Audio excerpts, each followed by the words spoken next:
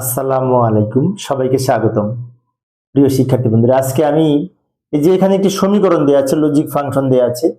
এই লজিক ফাংশনের আলোকে সত্যক সারণী কিভাবে অঙ্কন করতে হবে, সত্যক সারণীর মাধ্যমে কিভাবে উপস্থাপন করতে হবে, এই ফাংশনটি অনেক সহজ, কিন্তু সহজভাবে আমি আলোচনা করার চেষ্টা করব। সত্যক সারণীর ইংরেজি হচ্ছে ট্রুথ টেবিল। প্রশ্নটার উপরে লিখে নিলাম, তো আমরা টেবিল অঙ্কন করলাম।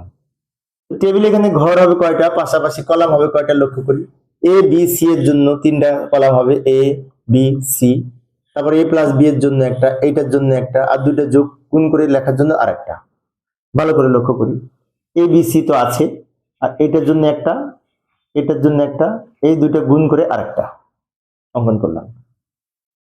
এবার এই এবিসি এর নিচে আমরা 0 এবং 1 দ্বারা 8টা বিন্যাস তৈরি করব। তো 8টা বিন্যাস কিন্তু সহজে করতে হলে 0 থেকে 7 পর্যন্ত বাইনারি মান লিখলেই হয়।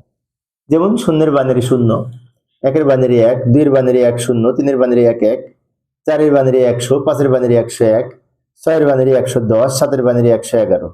আর বাকিগুলো আমরা 0 দ্বারা পূর্ণ করে দিব, 0 দ্বারা পূর্ণ করে দিব।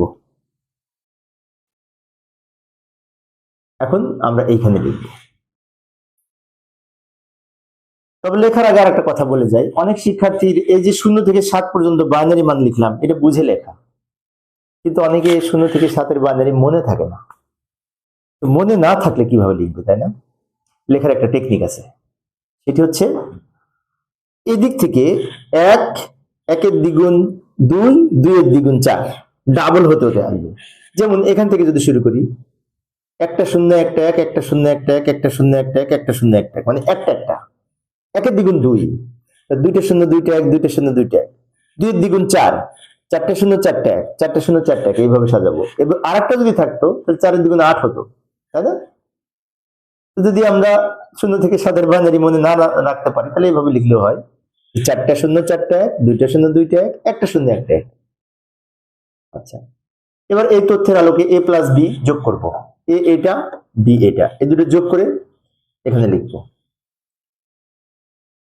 0 আর 0 যোগ করে 0, 0 আর 0 যোগ করে 0, 0 আর 1 যোগ করে 1, 1 আর 0 যোগ করে 1, 1 আর 0 যোগ করে 1, 1 আর 0 যোগ করে 1, 1 আর 1 যোগ করে 1, 1 আর 1 যোগ করে 1।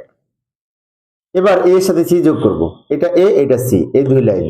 0 আর 0 যোগ করে 0, 0 আর 1 যোগ করে 1, 0 আর 0 যোগ করে 0, 0 আর 1 যোগ করে 1, 1 আর 0 যোগ করে 1, 1 আর 1 যোগ করে 1, 1 আর 0 যোগ করে 1, 1 আর 1 যোগ করে 1।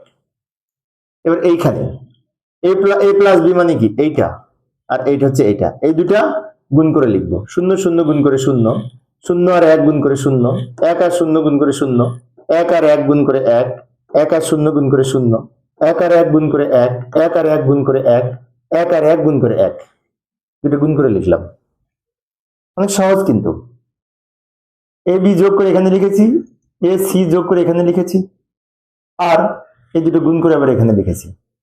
এ প্লাস বি ইন্টু এ প্লাস সি, এটার একটা সূত্র আছে, বিভাজন উপপাদ্য বলা আছে। এই সূত্রটা সম্ভবত এ প্লাস বিসি, এ প্লাস বিসি সূত্র কিন্তু এটা।